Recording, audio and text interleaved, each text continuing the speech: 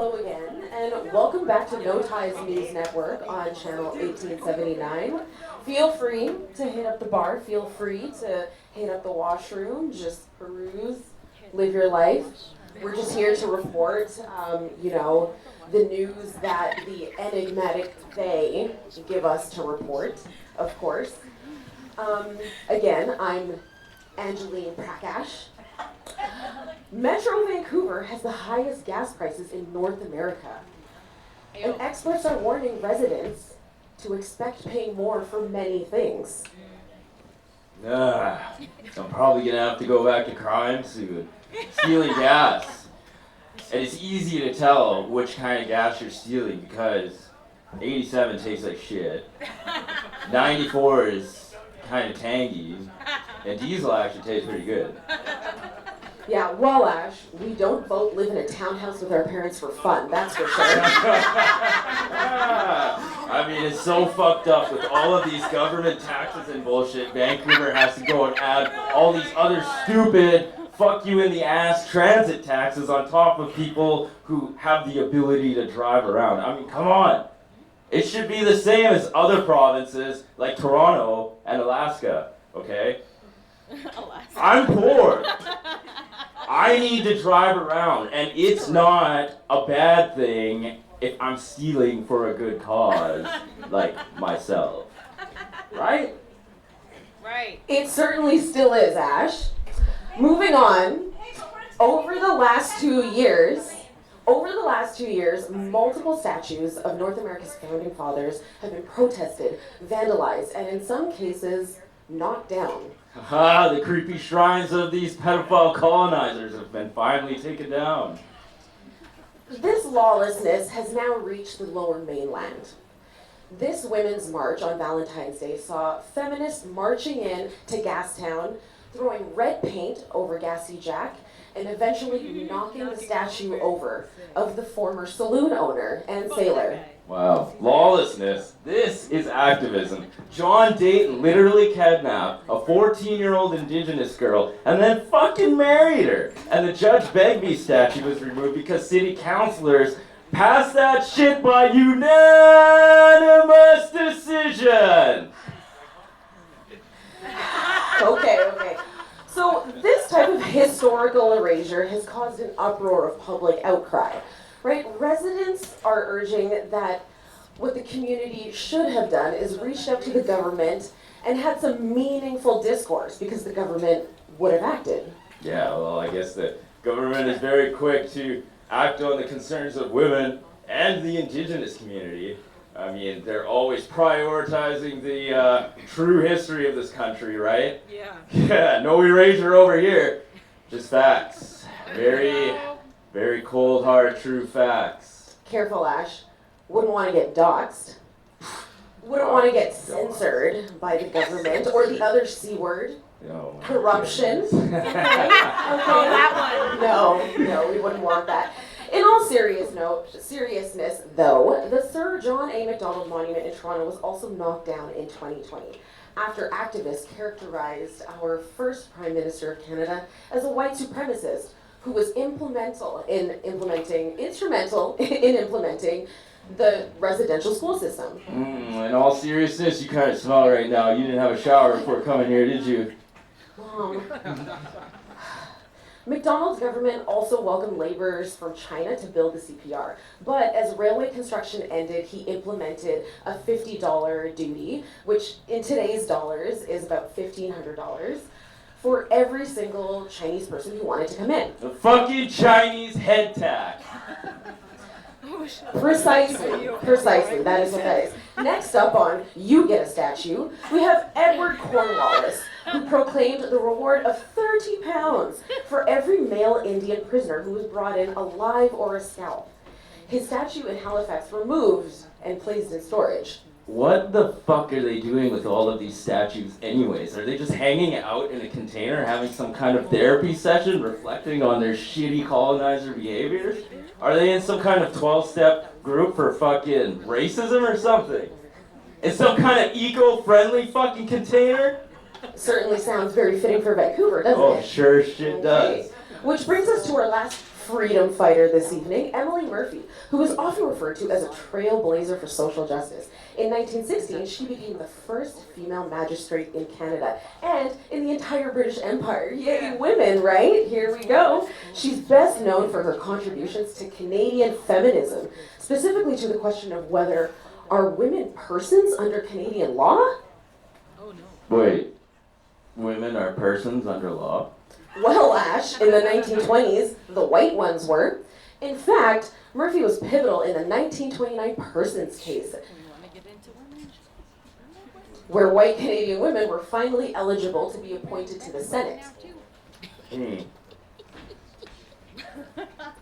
Canadian feminist, huh? She was a white feminist, wasn't she? In 1922, Murphy published her book, The Black Candle, where she described the aliens of color in Canada conspired to form the Ring, which planned to corrupt the white race with drugs. Oh my god, I guess white people have never given anybody drugs before 1920, or given anybody alcohol, or anybody any kind of blankets with diseases in them. She suggested deporting people of color. Now, this didn't exactly happen, but it did lead to our first ever governing of anti-cannabis law, a year after the publication of her book. We were actually the first Western country to do so, 14 years before America. What a great white feminist. Such a great tool. It says here that Murphy also supported the eugenics movement. She said that unfit members should not procreate. I mean, cheers to that. Just go right ahead and add your own name to the list. Yay! Yay! Clickety click. Clickety click, pinkies up. I mean, cheers to that. And you know what? As a judge, Murphy had a lot of influence. Yay, women, right? She Right. contributed to the passing of the Sexual Sterilization Act of 1928. This act organized the non-consensual sterilization of people who were considered mentally deficient. Oh, let me guess who that meant. The statue of Emily Murphy still stands in Edmonton, and she is also memorialized at the Women Are Persons Monument in Ottawa. Yay, women! And now a word from our sponsors. Weed, buy some, and then give it to me. Don't make me ask you twice, motherfucker. Okay, Ash.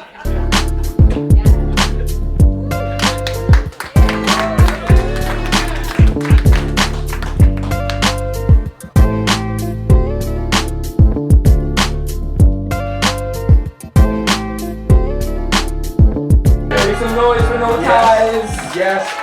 And your brother and sister, by the way. You know, just so you know. I kind of know. I gotta say. Oh, are you? And single. Yeah. Can you believe that There you shit? go, dude. The wreckage is gone, so you got a chance now, right? Like it's right. Intercourse machine is gone. Fuck The wreckage. Okay, dude. All that whole time, all I was thinking about was the wreckage having intercourse. That whole time, I was filming them and listening to them. That is right? extremely, Who was it? Who extremely was it? inappropriate. But can I just, I learned a lot from him doing that. And the thing is like, you know, when he dipped into the accent, I'm kind of like, yo, that accent sounds kind of cool. I can't do that because my ancestry is Indian. And there's nothing fucking cool about me talking like this. How cool do I sound? I sound very cool, right? It doesn't sound cool at all. But he went into this very noble accent and sounded like he was very, you know what I mean? Yeah, like, totally. There was some power in his accent. I know. There's nothing but laughing Yeah, it was good. when I do the accent. He was so good, man. Yeah, the British knows what he's doing, Jeren right? Drew has a real, like, he better bring the fire, the sexy fire. You know what I was wondering, though? I just wanted to finish my point. Yeah. When I was thinking about the wreckage having sex, I was like, no, seriously, I wanted to ask you this because, well, okay, but listen to me. It makes sense what I'm about to say, okay? When he's having sex, and he says he likes rough sex, okay?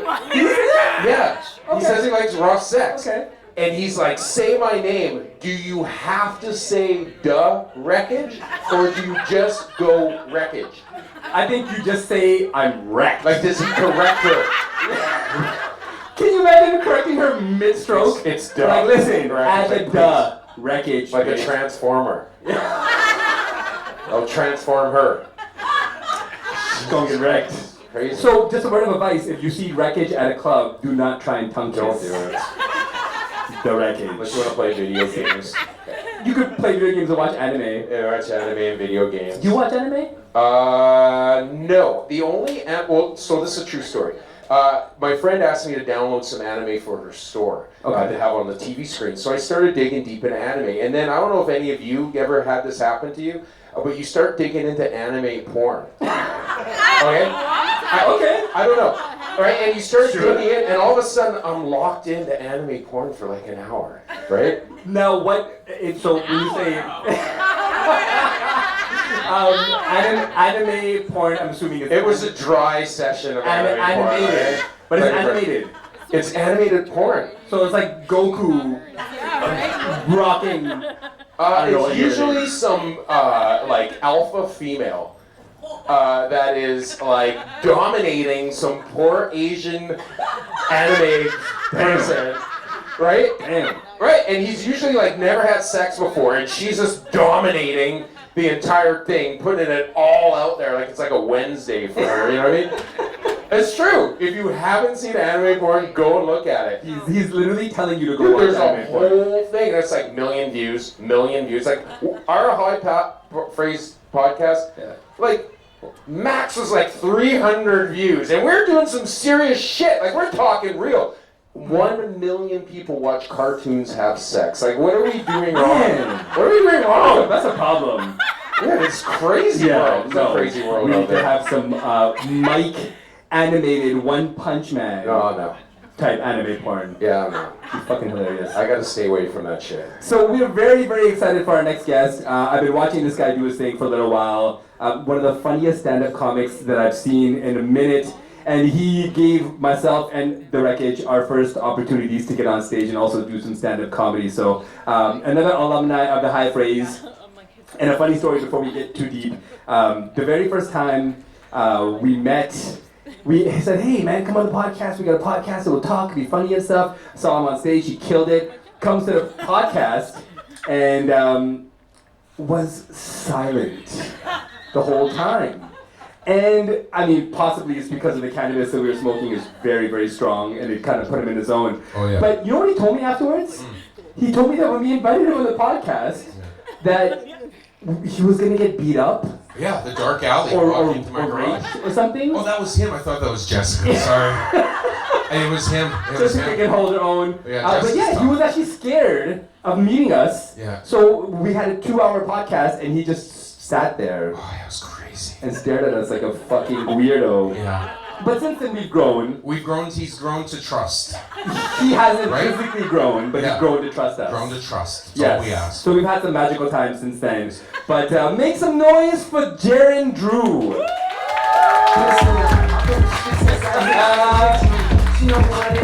Yeah.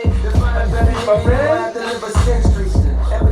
So I just want to say, when you said, okay, the Wreckage is gone, Yeah. I thought you were going to let's make fun of black people. No.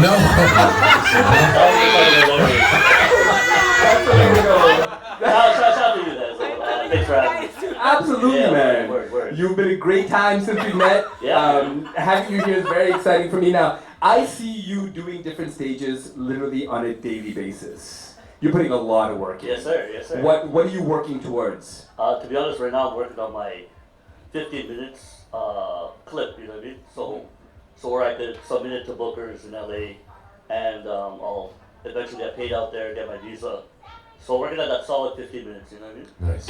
Yeah, man. 15 minutes gets you a visa now? 15 minutes does not get you a visa, but it does get you some attention if it's a good 15 minutes. Dude, how did it feel the first time you went on stage to do comedy? Man, here's the thing, Mike. I was a lot cockier back in the day. You know what I mean? I wasn't humbled. I sold drugs, you know what I mean? So I had a lot of people around me, you know what I mean? Like, and the first time I got on stage, you know, like I made the announcement, yo guys, I'm gonna be a comedian.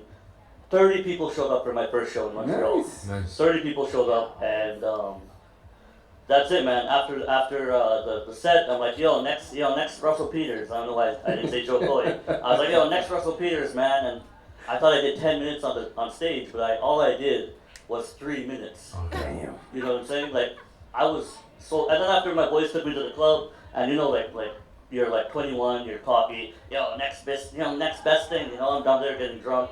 I had a girl back in the day too, so it was a very humble experience.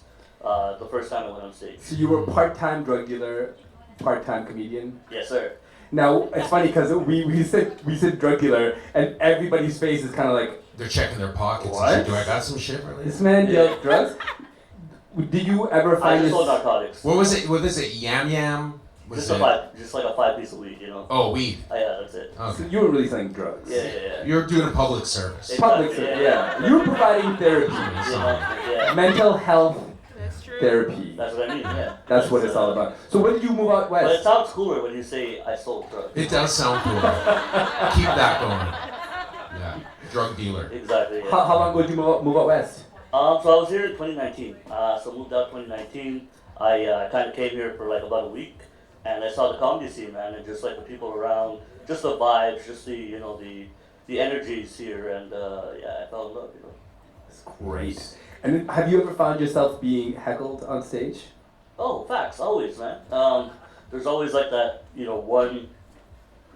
one really drunk dude who's like, hey, fuck yeah, bud, you fucking, hey, bud, you fucking funny Chinese motherfucker. Like a Like, newfie come or on, something, man. or is it- I'm Filipino, you know what I mean? Stop your shit, Michael. So you go at them? No, like I just typically tell them to shut the fuck up. You know Yeah. what I mean? Like I'm on That stage, works. have some respect, you know what I mean? But yeah, no, I learned how to be assertive, you know what I mean? That's big. That's That's big. cool, actually. That's a great skill to learn. Being able to kind of control the crowd and make them laugh. Before comedy. Oh, it's getting sexy in here. It's getting sexy in here. Oh, Bruce Lee You on should the have chest. asked me how sexy you could get before this. Yo, that's Bruce Lee on the chest, man. Yes, sir. Represent. Yeah, buddy. Got pretty hot. I don't know what happened, but there was like a lot of hot air. Yeah. This is You were generating all the heat yourself, my friend. Exactly, You that's were what- generating all the yeah, heat. Before comedy, what was the dream? Jabberwocky. I wanted to be a breakdancer. Yeah. So, I was always on the dance floor, and honestly, the first time I was on the dance floor, this girl, she was dancing on me. I'm like, oh shit, this, penis ass action. Girl, I think, and then I'm like, oh my god, what's this called? And it was called a wine.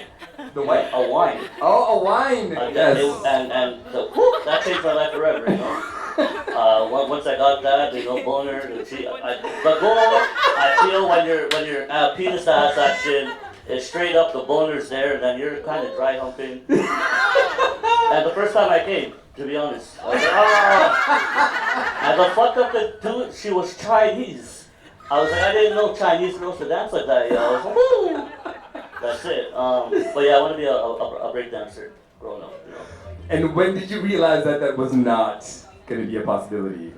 I mean, I still hope the Jabberwockies are gonna holler at me because I still got the moves. You know what I mean? But I was just at the Roxy like a week ago, and I was just standing there. You know what I mean? Just doing my thing. And Oh, yeah. Oh, he will. Yeah. You'll see it. during my comedy set, I got you. Yeah. 100%. Just don't get too hot. So I was at the Roxy, and I was just standing, and this Latina girl was like, just cha-chaing on me. I'm like, all right, cool, I still got it, So she was dancing on me, and then she bent over. I'm like, all right, shit, So I stand up, and then so she's bent over. I'm like, all right, so I put the hand in her back, and I'm just whining. And I'm like, oh shit! And then I pulled her hair. She let me pull her hair, and then I took up her hair, And then I shot to the crowd. I was like, yeah, and we had sex, Damn, that's some move. He knows. Comedians are freaks, man. Yo. Hey? Put a little twist in the hips. Yeah. Never know what the fuck could happen. I'm gonna get some lessons from this man right here. Wow, ripping So yeah, out I waves. still do want to be a Jabberwocky, 100%. That's dope. So once you, what would you consider like the success for stand up? Like Honestly, who? right now, probably Netflix, or even Hulu. I'll take Hulu. I'll take, you know what I mean? Just be on an online platform. Just have a special. Exactly, yeah. So, yeah, special out there. And just, you know, touring. But just having my art on a platform where it's available to everyone. You know what I mean? Because right now, like, I figured out my voice. And it's crazy because, like, I didn't know what my voice is until these little Asian kids, 18, 19, like, yo, we seen you live. We're like, yo, dude, you inspired me to talk to girls. I'm like, yo, that's what's up, you know what I mean? Yo, that wasn't supposed to be funny. Y'all some cold motherfuckers. He's like inspiring people. I'm out here pouring Y'all my heart. laughing. Yeah, We're a leader. Cold ass motherfuckers. yeah, you know, I'm here pouring out my heart. It's all good, you know, that's what I do for a living. Yeah, so he's like, because I have a story, he's like, yo, if you can do it, man, I can do it too. I'm like, all right, cool. You know what I mean? So that's when I found out that my voice is pretty much like, I work with what I got, you know what I'm saying? So when I can push that, then, you know, it's a bigger picture. It's huge. It's huge. You know what I mean? So yeah, that's why. That's what I'm trying to push. That's what I'm trying to, you know, just spread some love, baby. You know? That's great. Yo, but for real, yeah, for sure. Give it up for him. That's honestly, and he means that when he says that. Like, dude, out of everything, comedy is the hardest shit in the world. Yeah. Like, you think about delivering, you know, giving a baby, whatever that's called, what's that, birth? Right? You think about, you know, Childbirth? yeah, like, you know. Fuck childbirth. I'm just like, Hard it's as shit. this. This is childbirth. This is the international sign of childbirth. Right? Like, you think of all the hard-ass things that happen in life, comedy has to be the hardest thing, man. Right? Like, what makes just like right now, my dick is kind of hard. This is my radio voice. Those tight ass jeans, man. You don't want that problem. I also want to note that the two comedians have ripped jeans. You know what I mean? So we better get some. Well, what that means is they're broke. You know what I mean? Exactly. That's You can't afford clothes that are covered. That's it. Yeah, that's what I'm. Or trying you to really say. like your kneecaps. Well, I am requesting a higher pay. That's what I'm requesting right now. Cause look at these jeans, man. Come on, man. I mean, no, I'm living. honestly, if Mike's ribs were any bigger, they'd be shorts. Yeah, they're shorts. The fuck? You actually have money. What the fuck? Well, these are $24 jeans. I only wear $24 from H&M, jeans. right? And then H&M, man. Yeah, this is ripped myself. You know, so, Yeah. it's just to look cool. Well, I splurged on jeans. I'm Yeah. sorry. I mean, it's a little weird going in there as a 46-year-old man and buying jeans at H&M. Yo, give it up for 46. Give it up. Yeah. It's a little tough. But that's real. You gotta do it. You're aging well, man. You're Thanks, aging well. Hell yeah. I have a Nigerian mother. That's where it's at. That's where it's at. Black don't crack, baby. Yeah. It represents. Yeah. Everybody laughing is brown skinned. They understand. They know it. They know exactly what the fuck is up. Dude, seriously, you know, like, what made you do comedy? Like, what made you go, fuck this? I'm gonna fucking go for the hardest craft to master. To be honest, when I realized that I could see myself in a third person, right, and see myself in the mirror where I'm like, oh man, this is how people see me, but is it really how I see myself? You know what I'm saying? Mm. So like people were portraying like, yo, like I had to be the funny guy to make people laugh because I was insecure. You know what I mean? But once I found out that like I could actually make people laugh, like make people like laugh, you know what I mean? Then I was like, all right, I gotta be. You gotta go for I it. gotta go for it. Yeah. That's sick. That's it. Yeah. That's dope. Yeah, taking a risk in life is what life is about. You know, is Yes, sir. knowing you have something and that it's hard to achieve. Go for it. That's you know? what I'm saying. Yeah. That's what 100%. makes your life fulfilling in the end. Well, I don't know. Like when I was born, I right away I went straight to the ICU. You know what I mean? So that's when I knew. Okay, life is a joke. God damn it, you know what I mean? I left my mom, and then like straight up, I was dying already. You know, like I left the vagina, and then straight to the ICU. You know, and I went to the ICU. They cured my heart, and you know, so I knew. Yeah, we're glad you're here, bro. We're glad you're here. We're So, glad to know Can you. you imagine? He went from the second hardest thing in the world, childbirth, according to you, Yeah. to the first hardest thing in the world, Yeah. stand-up comedy. So go ahead and read Jeren these quick talks. Okay, cool. And for all the ladies who have, done that, I mean, I understand that. I understand. Okay? I'm not trying to say it's not hard, but it's comedy's Much love to probably the harder. life givers. We Yeah, much love to appreciate the you life in givers, massive the moms. way. This is still International Women's Month. Is it? Yes. So shout out to all the wonderful women in the room. I have to say I love single moms. Oh, Mike, come on, man. 40-year-old vagina is the wettest vagina. The man's been Their around. libido is so high, it's crazy. Oh my god. Like, I'm going to answer that. I'm going to go there. I want to walk out of here. All right, here you go. High phrase, quick tokes. Sir, are you a cannabis smoker or are you an alcohol drinker? Which one do you pick? man, right now I'm alcohol, man. Because the weed here in BC, it has me manifesting at the fastest rate. Yeah. I just take like a little toke and my thoughts are projecting at a fucking exponential speed, man. Holy, I'm like, I gotta chill. Like I'm already on the vibe, like sober. So like it's a lot of alcohol right now. Alcohol. Just to calm me down. Shots. How about this? Are you a romantic comedy person or a horror movie person? So last night, no, fuck it.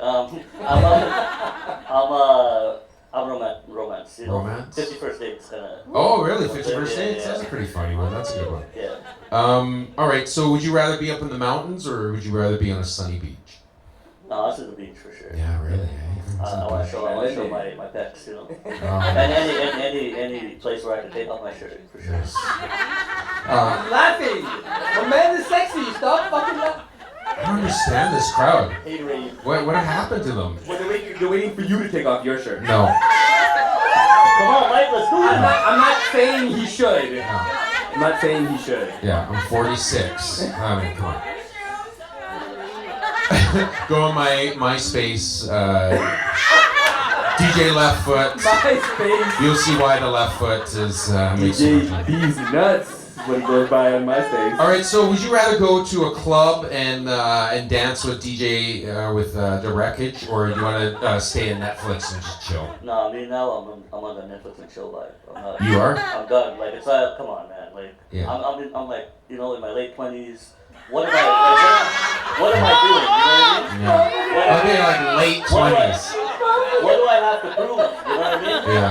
Like in especially Vancouver, the scene. It's like let me chill, ladies. Yeah. Yeah. Give the man some space. It's so hard being in your late 20s. Let his nuts breathe, please. Jesus. All right, so would you rather do some Instagram or would you rather do a TikTok? Would you do a little TikTok? No, I do TikTok for sure. Do you do TikTok? Yes, sir. Oh, crazy. What is the thing that you love about TikTok and the thing that you absolutely despise about TikTok? Like why TikTok? The thing I despise is like the overbearing of teenage girls. You know what I'm saying? It's a bit much. Yeah. You know what I mean? But I love the dance part of it. It gets me back to like the jerk days. Like the rejects. And all that stuff. So the dances are pretty good. Yeah, the dances are pretty good. Yes, sir. Yeah. So you're a TikToker. Yes, sir. Ticking and talking. All right. And here's a question here. Are you always finding inspiration for writing or do you have to have a vibe set up? I don't know what that meant. Right now, I'm finding a lot. It's more like internal right now. You know what I mean? Like what led me to this moment. You know what I mean? So like I'm up on stage explaining what you're seeing. Yeah. So every time I'm diving deep into what you're hearing, what you're seeing. So I'm just peeling down the layers of what makes Jeren Drew. Yeah. Dope. It's amazing, dude. You're gonna be up there one day. It's a I can tell. great segue. Yeah. My man, the stage is yours. Ladies and gentlemen, Jeren Drew. The one that keep it on it, you gon' have to live a sketch, you gon' have to live a sketch. The coach can't bench me, the coach can't bench me. All right. So I'm clearly the only minority here. I feel like I'm the only Filipino in the building. Go Filipinos! Yes, ma'am. Ladies, tone it down a bit, please. So take it easy. Yeah. So basically, I've been a minority my whole life. Like, if you're Chinese in America, you're a minority. if you're white in China, you're a minority. I, in elementary, was a minority, okay? I used to wear one hearing aid, and I'll get bullied by kids with 2 hearing aids. You know what I'm saying? Like, I used to get bullied by normal kids and kids with hearing aids, you know what I mean? I was the Michael Jackson of hearing aids.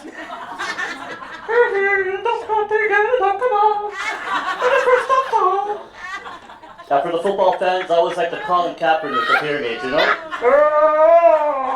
You know, because he was half black, half white, and he had to choose the side.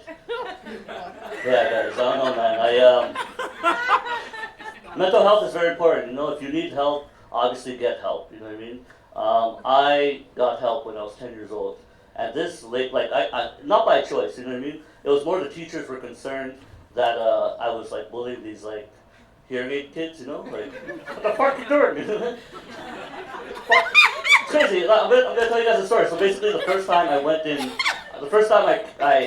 entered a school with kids with hearing aids, like I entered the room, this guy was looking at me, I'm looking at him, I'm like, yo, what's the beef? You know what I mean? This guy starts doing gang signs. I'm like, what the fuck is going on here? And then the teacher's like, yo, relax, he's just saying good morning, you know? That was like a kingpin of hearing aids. So mental health is very important. When I was 10 years old, like fortunately I got help, you know what I mean? And this bitch was the biggest gaslighter, you know what I mean? This bitch brought me up, tore me down, brought me up again and tore me down, you know what I mean? He's like, oh, Jeren, it's okay that you're different. It's okay that you have hearing aids. It's okay that you're short. I was like, bitch, there was a problem, you know what I mean? Like, she was imposing that there was a problem with me when there was, like, I don't know, yeah. So get help if you need help is all I'm saying. Yeah. I'm Filipino, you know what I mean? I'm Filipino, and when people see me, they don't even go, oh, yo, you Filipino? No, people try to guess what species I remind you of, you know? Specifically dogs, you know? Like, it's like, oh, you remind me of my... I always get like, oh, dude, you remind me of a pug. But you know what they say, right? You are what you eat, right? And I'm only a pussy on weekends. And it's Saturday, so we're good. Yeah, man. I don't know, man. Like, I feel like I love pussy way too much, you know? It's like the best thing. Like, I'm fucked up. I'm a freak, you know what I mean? Like, I will sit down and I'll be like, yo, lady, put your pussy on my face, you know? Just like go to town and you know what I mean? Like, I am fucked up. But I recently found out that like I'm a lover, you know what I mean? But last night I found out that I'm a daddy. Yeah. Like this girl came over after one of my shows. She's like right away, like after my show, she's like, oh, I want you to fuck me so hard, daddy. I'm like, god damn. What is going on here? So I brought her back to the place. And she's like, so you gonna fucking handle me like I'm a fucking little whore? I'm like, well, this is a dream. Filipino guy talking to a white girl. You know what I mean? And she's like, oh my god, choke me.